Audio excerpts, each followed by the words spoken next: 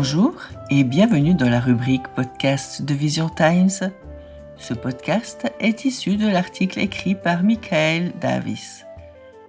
Imaginez un père qui donne sa fille en remerciement et celle-ci a des atouts insoupçonnés. Écoutez plutôt. Dans la Chine ancienne, rembourser une dette de gratitude avait son importance. Cette histoire raconte la vie d'une jeune fille devenue servante pour rembourser la dette de son père. Sous la dynastie Qin, un homme du Hainan nommé Monsieur Nie fut accusé à tort de meurtre. Après avoir été torturé pour obtenir de faux aveux, il échappa de justesse à l'exécution grâce à un inspecteur judiciaire honnête et intègre. Le fonctionnaire travailla sans relâche pour enquêter sur l'affaire et finit par blanchir Monsieur Nie. Une fois libéré, Monsieur Nie rentra chez lui et dit à sa fille, qui se prénommait Shuai, « Ce fonctionnaire a sauvé notre famille. Désormais ton devoir est de le servir. Protégeons-le, lui et sa famille, quoi qu'il arrive. » Le lendemain, Monsieur Nie emmena sa fille à la résidence du fonctionnaire. S'agenouillant respectueusement, il expliqua au fonctionnaire « Monsieur, votre gentillesse qui m'a sauvé la vie est au-delà de tout ce que je peux vous rendre. Veuillez permettre à ma fille de vous servir, vous et votre épouse, comme servante. » À cette époque, il était important pour une personne de rembourser une dette de gratitude de cette manière. Le fonctionnaire, touché par la sincérité de Monsieur Nie, accepta la proposition. Shuai se révéla rapidement travailleuse et joyeuse. Elle était douée pour le ménage et le service. Ainsi sa maîtresse s'attacha à elle. En revanche, en ce qui concernait les travaux d'aiguille, une compétence que toute jeune femme était censée maîtriser, Shuai peinait et n'arrivait pas à fournir le résultat escompté. Elle laissait constamment tomber les aiguilles. De plus, ses coutures manquaient de précision et paraissaient négligées. Sa maîtresse, fervente partisane de la discipline et du travail traditionnel des femmes, recourait au châtiment corporel quotidien en guise de punition. Les punitions corporelles faisaient partie du code de conduite et y recourir était coutumier à cette époque. Bien que l'époux la laisse meurtrie et humiliée, Shuai ne protestait jamais. Se souvenant des paroles de son père, elle baissait la tête et endurait en silence. « Il nous a sauvés, pensait-elle. Je ne dois pas me plaindre. » Quelque temps plus tard, le fonctionnaire perdit son poste après avoir été induit en erreur et accusé d'une fraude.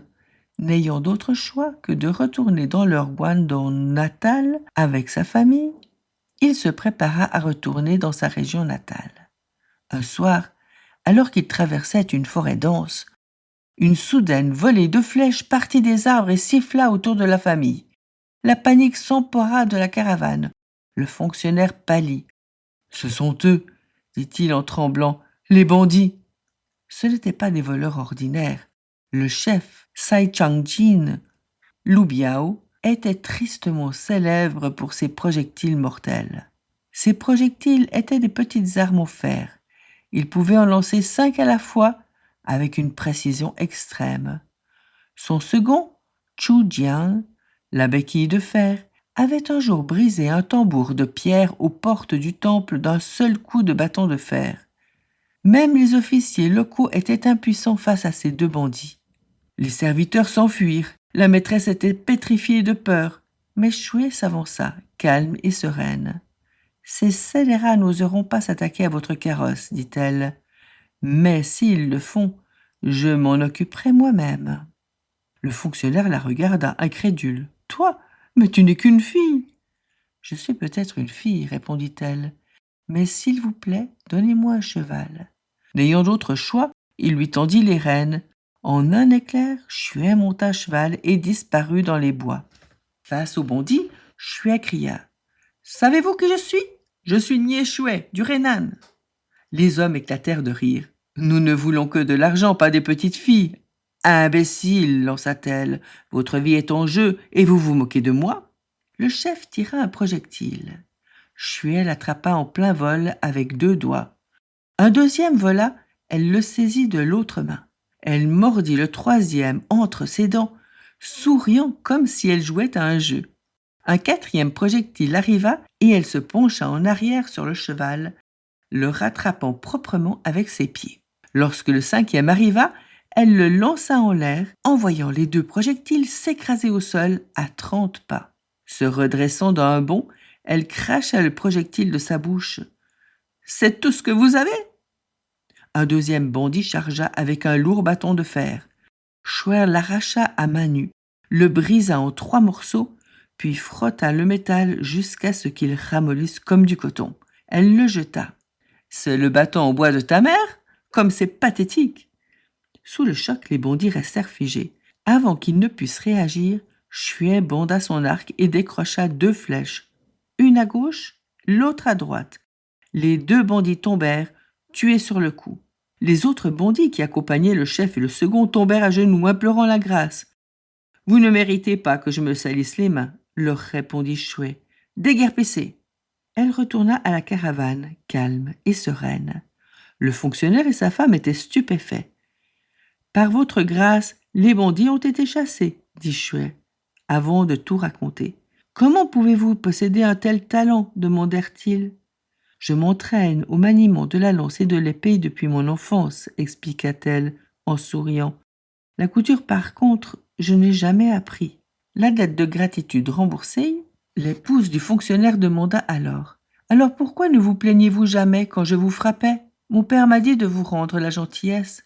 Si je m'en prenais à vous, ne serait-ce pas répondre à ma gratitude par du ressentiment ? Je ne pourrais jamais faire ça, » répondit Schwer. De retour à Guangdong, l'épouse pressa son époux d'accueillir Schwer en tant que concubine, ce qu'il accepta de bon gré. Par la suite, Schwer donna naissance à un fils qui devint magistrat du Yunnan. Adulte, il mena personnellement les gendarmes dans les montagnes pour capturer les bandits, tout comme sa mère l'avait fait autrefois. Nghi Schwer possédait un talent et un courage immenses, sans jamais se vanter ni exiger de reconnaissance. Face au danger, elle agissait sans hésitation pour protéger les autres. Elle incarnait la vertu martiale traditionnelle chinoise, courageuse, loyale et discrètement puissante. Merci de nous avoir écoutés et si ça vous a plu, partagez, likez, retrouvez-nous sur Spotify, Arcor ou visiontimes.fr. La musique est gracieusement offerte par Tony Chen, que vous pouvez retrouver sur YouTube. À bientôt.